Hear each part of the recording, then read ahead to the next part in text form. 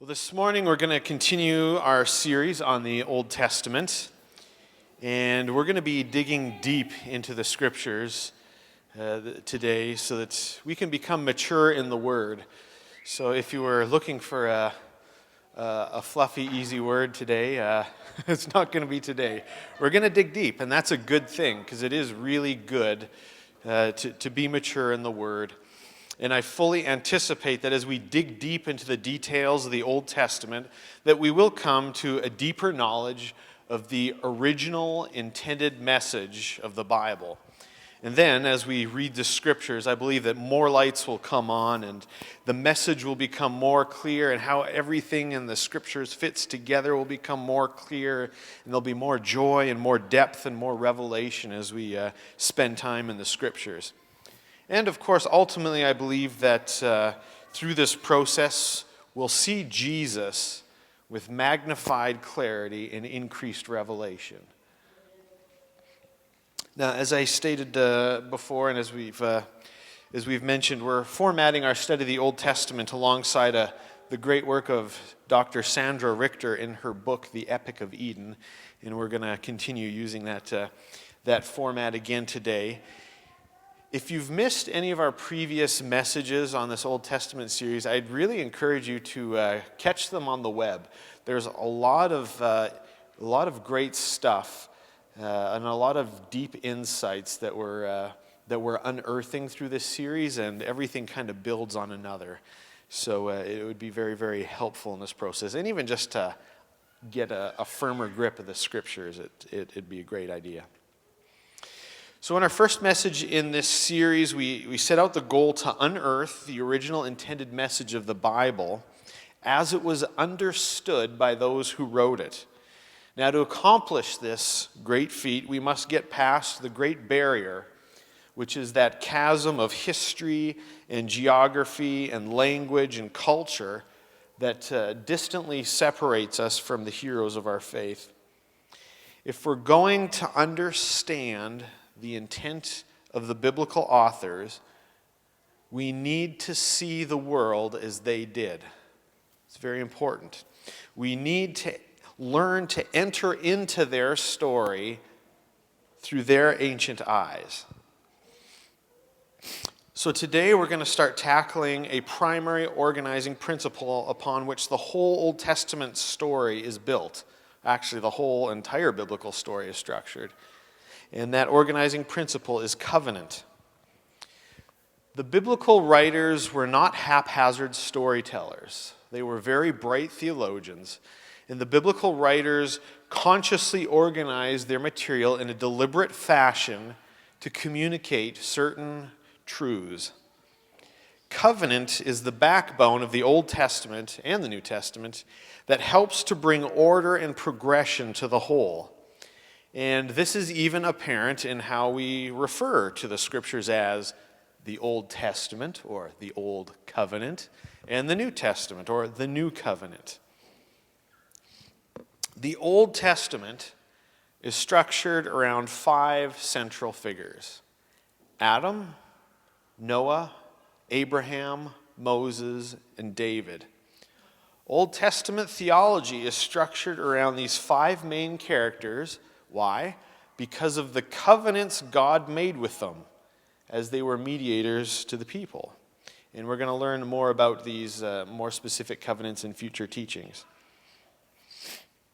So the Bible is a story of redemption, and redemption happens through this vehicle of covenant. The history and the theology of redemption is rooted in covenant. So what is covenant? Covenant can be one of those overused words with a cloudy meaning, so we need to be careful to define what we mean by it in its own historical terms. In its native, ancient, secular context, covenant is an agreement between 2 parties in which one or both parties make promises under oath to perform or refrain from certain stipulated actions in advance. In a sense, a covenant is similar to a contract with some extra elements.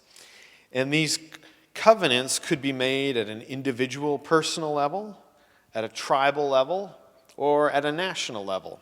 Sadly, we don't have time to go through some of our examples there up on the screen. The foundational idea for ancient covenant making was a concept which we now use the technical term fictive kinship. In these patriarchal societies, the responsibilities and privileges within the family, the tribe, or society at large were determined by lineage, gender, and birth order. For a little example, in the story of Joseph and his 11 brothers, when Joseph's brothers conspire to kill him, who is it that intervenes? Anybody remember? Reuben, that's right. As the oldest of the 12, Reuben saves Joseph's life by convincing the other brothers to rather throw Joseph in a cistern so that he could come back later and restore Joseph to his father. As the oldest son, Reuben is responsible to his father to protect the family, and that includes contentious little brother Joseph. So when Reuben finds Joseph missing from the cistern, he's distraught, and he's wondering how, as the oldest son, he's going to explain to his father his failure to protect. In this ancient context, one's level of responsibility to another person and the privilege with that individual was determined by blood. In the ancient context, family is everything. Family is how ancient society worked. The more closely related, the greater the responsibility. The more distantly related, the lesser the responsibility. This is how these ancient societies ordered the functioning of their world. Now, in light of this social organization, how does one establish a relationship of responsibility and privilege with somebody who is not family? Well, the answer is to make kin out of non-kin by means of fictive kinship. If you need someone to act like a responsible family, and you are willing to give the privileges of family, you entered into fictive kinship via a covenant agreement. Through a covenant, a bond would be established where both parties agreed that they would act like family. So this includes all the benefits like mutual protection, peace, mutual provision, hospitality, passage through each other's property, and so forth. Now, we can relate to this ancient idea of fictive kinship through current examples like marriage and adoption. Though not related by blood, two parties become family by means of a binding legal agreement, a type of covenant. And to claim through covenant someone who is unrelated is now family, whether that be a child or a spouse, there is agreement to care for that other person as if they were related by blood. The responsibilities of an adoptive parent are no less than that of a biological parent, no? That's how it works. Because of the covenant, two non-related people become family and bear all the responsibilities and privileges of being family. So this idea and practice of fictive kinship, non-family becoming like family, this is the concept that undergirds covenant making in the ancient Near East context of the Bible. Establishing these types of fictive kinship relationships was very, very important for surviving and thriving in the ancient world.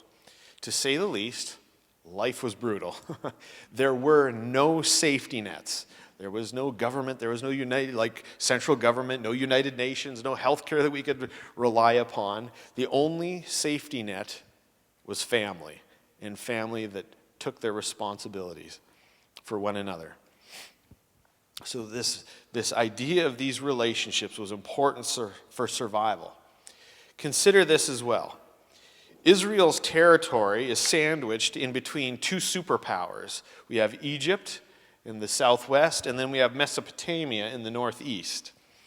And in the days of the divided kingdom, their land not only housed the Israelites and the Judites, but we also have the Philistines, the Phoenicians, the Arameans, the Ammonites, the Moabites, the Edomites, and all these other tribal groups. Their territory was really important as it served as a land bridge between Egypt and Mesopotamia so that these superpowers could either trade or they could fight with each other. So here we have many people groups, limited space, limited resources, strategic location. It's a perfect recipe for danger. So in order to protect themselves from either small or larger nations alike, nations would often unite as allies with smaller or larger nations for their defense and for their survival. And it was also common for some of these larger nations to invite or force lesser kingdoms into alliances that could ensure travel and trade routes as well as the regular income of tribute. We see two kinds of covenants common to the ancient Near East and in the Bible to form these internation alliances. We see a parity covenant, which is a treaty between two equals. And then we see a suzerain vassal covenant, which is a treaty between a greater and a lesser power.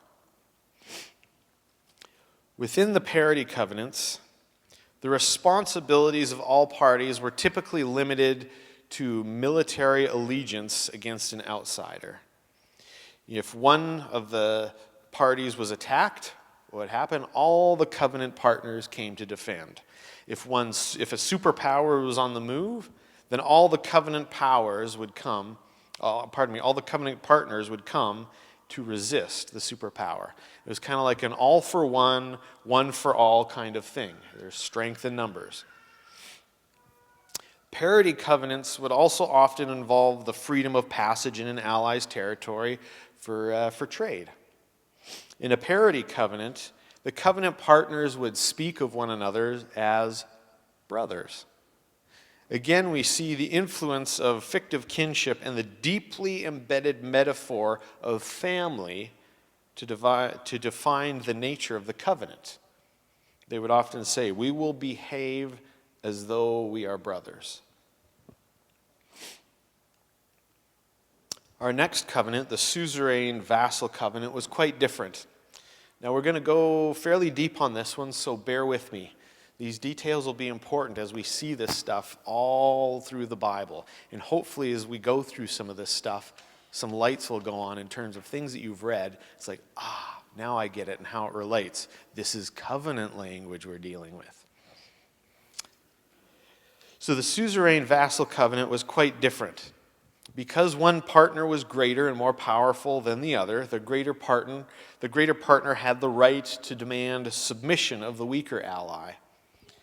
And because of this, covenant partners would refer to each other as father and son, or lord and servant. And yet again, we see this metaphor of family, this kinship that was used to explain a political relationship. In this type of covenant, the suzerain had authority over the land and the people of the vassal nation. The suzerain typically allowed the vassal to rule his own people and carry out their own cultural traditions, but the suzerain owned the land and the produce of the land. Now, if the vassal faced threats, either foreign or domestic, the suzerain was responsible for protection and was expected to intervene and defend. It was very common practice for a suzerain to establish a relationship with a vassal by gifting them with a parcel of land. Thus, the vassal owed his territory and his throne to the suzerain, which gave excellent reason to remain loyal. Because if the vassal breaks his covenant, what happens? He forfeits the land. Now, in return, because nothing is free, in return for the land and the protection, the vassal was expected to pay a percentage of goods produced to the suzerain. And when a vassal was in rebellion, what they would do is they would often show it by withholding their tribute or their tithe to the suzerain. The vassal also owes the suzerain military assistance to join wars or to offer assistance for things like passage through their land, for a place to stay, for supplies, for housing, and things like that. And this is one of the more common covenants that we see in the ancient Near East and in the Scriptures. The most critical element to these covenants was the vassal's commitment to complete loyalty. A vassal could not make a covenant with another suzerain. If a vassal dared to make a covenant with another suzerain, I mean, this is unthinkable in the family metaphor situation. If a vassal dared to make a covenant with another suzerain, he'd committed high treason, and you'd pay for that. Now, a tribal king could have multiple partners in a parity treaty, but a vassal could only ever have one suzerain. The Bible frequently uses the Hebrew term chesed for this type of loyalty. Now, this term appears very often in the Old Testament, and many words are used to translate it in various contexts. We'll often find it translated as love, loving kindness, mercy, faithfulness. But the best translation of this word is covenant faithfulness. This is the type of loyalty that comes from blood. It's the loyalty that the firstborn owes his father. With covenant faithfulness, chesed, as the objective of the agreement, covenants included the important feature of listing both blessings and curses. Blessings and benefits are promised to the vassal if the covenant is faithfully maintained. And likewise, curses were the consequences if the covenant were violated. To abide by one's covenant contract with one's suzerain was to love him. And to betray the suzerain and fail to keep the covenant stipulations was to hate him. Now, this love-hate language is all over the Bible. It's covenant language. And we can even see this in the words of Jesus at various points in the gospel. Sometimes those sayings can be confusing. But now, covenant language, covenant faithfulness. Now all of a sudden, the words of Jesus begin to make sense. It's covenant language. Making a covenant would involve oaths, and these oaths would result in obligations that were placed on both parties. And the oaths would be sealed by sacrifice of appropriate animals. Now, this practice of sacrifice to seal covenant oaths was so consistent with covenant making that it became idiomatic to say that you cut a covenant. And sacrifice also served as a reminder of the consequence of covenant breaking. Covenant faithfulness is vitally important, as a broken covenant typically meant that someone was going to die. Life depended upon faithfulness to covenant. Without it, someone was going to die. If you were being attacked and your covenant partners didn't come to your defense, what happened? You're done. Covenant faithfulness. Life depended upon it. So during the covenant ceremony, often the vassal would walk between the bloodied parts of the slain sacrificial animals while reciting the oaths of faithfulness. These actions demonstrated this. What it says in Jeremiah. May what has happened to these animals that we see here before us, that we're walking through, bloodied and torn, may what happened to these animals happen to me if I fail to keep my oath. Because covenant faithfulness was a matter of life and death. And then after the ceremony, the sacrificed animals were roasted and as the main course for a celebratory fellowship meal between the covenant partners. So it's not all bad. They got to have a big barbecue. Now, an example that we see of the sacrificial aspect is in Genesis 15 in the covenant exchange between God and Abraham. God invites Abraham to a covenant ratification ceremony to give him confidence in the covenant promises that he made earlier. So it is the Lord who cuts a covenant with Abraham. Now, both covenant partners are present, the ritual animals are sacrificed, and the stipulations of the covenant are recited. However, in a surprising twist of events, it wasn't the weaker party of the two who passed through the torn and the bloodied bodies of the sacrificed animals.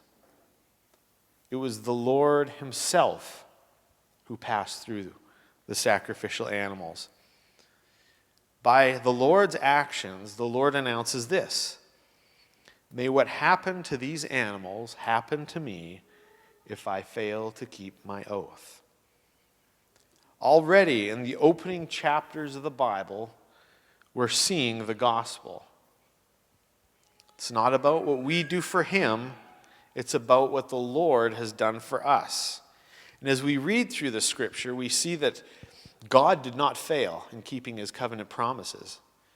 But the children of Abraham, they failed over and over and over and over. So who paid the price for their covenant unfaithfulness? Whose flesh was torn to pay for the broken covenant? Jesus, the representative of Israel and all of humanity for that matter, and at the same time, the embodiment of Yahweh. His flesh was torn to pay for our broken covenant. His flesh was torn to reconcile relationship. God unilaterally gives us faithful covenant, and at the same time, he pays the price for our unfaithfulness. Already in the beginning of the Bible, in carrying through, we see such grace and such mercy. A survey of ancient artifacts and inscriptions shows that this type of covenant making that we're talking about was very well known and found everywhere in the ancient Near East. Covenant was so common in the ancient Near East that it had some standardized forms, much like our bills of sale or our marriage licenses, etc. Now, the most evidence we have of this format is surviving in the records of 2nd millennium BC Hittite treaties. And in those, we find this. They start off with a preamble, so the names and the titles of the parties involved in the covenant. Next, there's a historical prologue, which is basically the reasons why the vassal should participate in the covenant and accept the suzerainty of the great king. Next, we see stipulations. This is what's expected of each party for obedience and loyalty. Then we see blessings and curses. If the stipulations were met, there's a list of blessings and benefits that would result, and there's a list of curses. If the stipulations were not met, these curses would result. So often there would be, military attack, or the vassal would be stripped of their throne, or lose their land, or they could be annihilated, or the populace could be exiled. You see, the suzerain who was sworn to protect, if he was crossed, he could be incited and come and attack and destroy. Next, there's witnesses on the contract to validate the contract, ensure there's no loopholes. And very often, deities or other parties, other significant parties, were called to ensure the loyalty of the contract. The contract had a written record then that was often deposited in the temple of the deity by whom the kings had sworn. And then there was a periodic reading of the contract done by the subordinate people to remember what it was that they had agreed to and what it is they need to be faithful towards. Now, all of this we just unpacked here, we can see that this word covenant carries a whole lot more cargo than average Bible readers might ever guess. There's a lot going on here in the text. And we've worked through all these details as each of them presents itself in the Bible over and over and over. And it's great to see this and have these things come to light. Now, God, as the great teacher, he selected a well-known secular image of covenant in order to teach his chosen people and us about himself. As we compare ancient treaties with the narrative record of the Mosaic covenant in Exodus and Deuteronomy, we see that the Mosaic covenant is structured upon the same literary and ideological foundations as were the secular treaties. God didn't create the covenant idea, per se, specifically for the Israelites. What God did is he co-opted the covenant idea to communicate his plan of redemption. Mid to late 2nd millennium BC, there was no other force more powerful on the planet than the Egyptian Empire. They ruled the entire known world. And they also owned a race of people who were the offspring of Abraham, to whom God had promised himself. In Exodus 2:24, we read this, that God remembered his covenant and sent them a deliverer. God remembered his covenant, and he took action. Now, throughout the exchange between Moses and Pharaoh, God proves to the world what? That Israel belongs to him. He is the suzerain. Israel belongs to him. They are under his protection. God also shows that he's the Lord of the entire cosmos and not these idol gods of Egypt. He really shows, he reveals who he is and shows his strength. At Sinai, God extends a loosely allied collection of tribes, a vehicle by which they would gain an identity and become a nation. God's covenant treaty transforms this rabble of slaves into a redeemed people. The Bible is describing how God himself has become Israel's suzerain and Israel has become his vassal. God draws us through covenant into his family. He brings us into kinship, and we gain all the benefits of being a part of his family. And by using a covenant as his medium, God seizes upon this known cultural form with all of these ideas through which he can teach Israel volumes about himself and about his will. So let's now consider the parallels between the Sinai covenant and the Hittite treaties that we looked at just moments ago here. So when we look in the scriptures of the Sinai covenant, we see this, the preamble, the listed party involved. I am Yahweh, your God. Right off the bat, we've got some really good news. The person Israel is making treaty with is not some king, not even a superpower Pharaoh, the creator God of the entire world. It doesn't get better than that. The historical prologue, the reasons for Israel to enter into the covenant. I am Yahweh your God who brought you up out of the land of Egypt, out of the house of slavery. What we see is this. Already we find something critical for understanding who God is. Sinai teaches the same truth as the gospel, that God's actions on our behalf precede our actions on his behalf. The Israelites were not asked to obey God's stipulation in order that they might obtain his grace. They were asked to obey God's covenant stipulations because God had already acted on their behalf. We don't obey in order to win grace. We obey because we've received grace. This is gospel, and it is already apparent way back in the history of redemption in the covenants. The gospel is already showing itself. Now, of course, our natural temptation is to do what? Same thing the Israelites did. They want to go back into slavery. They want to enter into a legalism that demands obedience before grace. Something in our hearts tends to compel us to be good enough before we can embrace his offer of love to us. Or even worse, we're compelled to force other people to be good enough before allowing them access to God's grace. The truth of redemptive history, all the way back to the beginning pages of the Bible and the first covenants, says this. The truth of redemptive history is that we obey because we have been loved and because he has acted on our behalf. We obey because we reciprocate love back. This is the gospel beauty of the covenants of the Old Testament. The stipulations follow the historical prelogue, so to speak. So the stipulations, the most critical stipulation in the Exodus covenant, in the Sinai covenant, was the exclusive loyalty of Israel, the vassal nation, to their new suzerain, Yahweh God himself. Every other command that's given follows this one. This is the big one, the central one. No other suzerains. Well, that's something they could already understand because that was common language in the ancient Near East. No other suzerains. No other gods. That one remains just as relevant for health today as it did 3,300 years ago.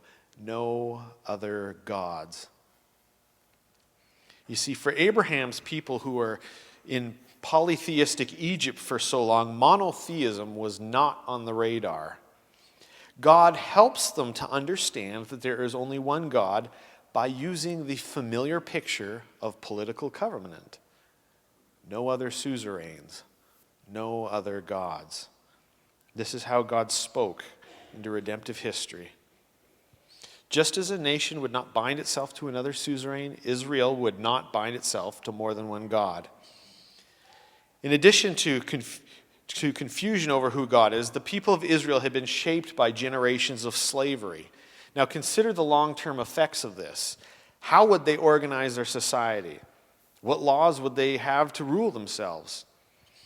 How would they structure their worship? Or how would they organize their calendar?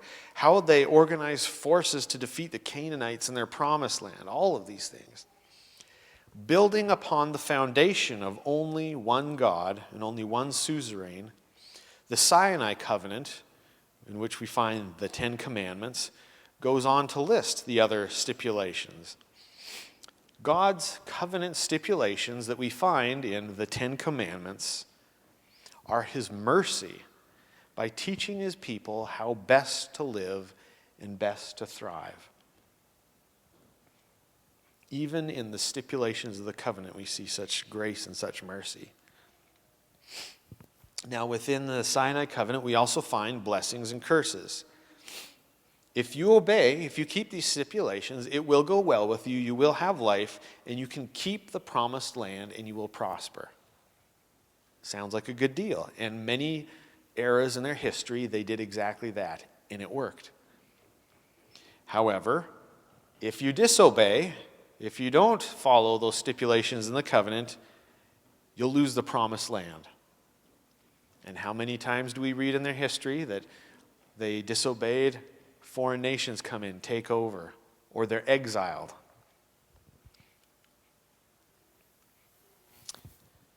We also find in the Sinai covenant witnesses called to validate the agreement. But since the only deity between God and Israel is God himself, God calls upon heaven and earth to be the witnesses. We find that the oath and the sacrifice ceremony of Moses' covenant, we find this in Exodus 24, verses 3 to 8. Right after Moses comes down off of Sinai with the two tablets in his hand. And at this moment, by oath and sacrifice, and by the sprinkling of the blood of the sacrifice upon the people, the children of Abraham become the nation of Israel. The God of the cosmos becomes their sovereign Lord and protector and provider. And this rabble of slaves is transformed into a kingdom of priests and a holy nation. What an amazing gift the covenant is that God has given his people. The covenant is a gift, and a gift unilaterally given by God. Then, of course, the written record of the covenant, the tablets, was placed in the Ark of the Covenant, and which was resting in either the tabernacle or the temple, depending on the time period. And then periodically, the people of Israel would read the law, would read the covenant to help Israel remember her relationship with God and how to best maintain it. So covenant served as a critically important element in structuring and informing Israel's relationship with God. The Old Testament covenants are the foundation for our revelation of Jesus and his new covenant. As we read the words of Jesus in Matthew 26, verses 27 and 28, at the Last Supper, instituting the new covenant, we hear the echo of Exodus 24. Then he took a cup, and after giving thanks, he gave it to them, saying, "Drink of it, all of you, for this is my blood of the covenant." Sounds a lot like when Moses took the blood, sprinkled it on the people, and said, "This is the blood of the covenant that the Lord has made with you, in according with all these words." The difference here, though, is with the words of Jesus, something greater than the Exodus was about to take place.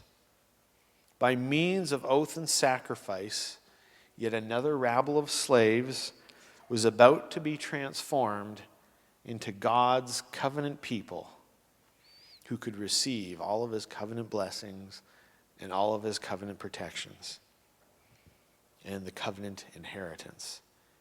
As Moses sprinkled the blood of bulls on the people of Israel in order to ratify the Sinai covenant, Jesus distributed his own blood. Jesus gave his own blood that night to ratify a new covenant. At this, the oaths were not sealed with the blood of bulls and goats and the ashes of a heifer, but by the blood of the Son of God. Once again, God did it for us. He gave the covenant. He paid the price. In this new covenant, slaves were not just freed from bondage to Egypt, but we are freed from all of our enemies, including sin and death itself.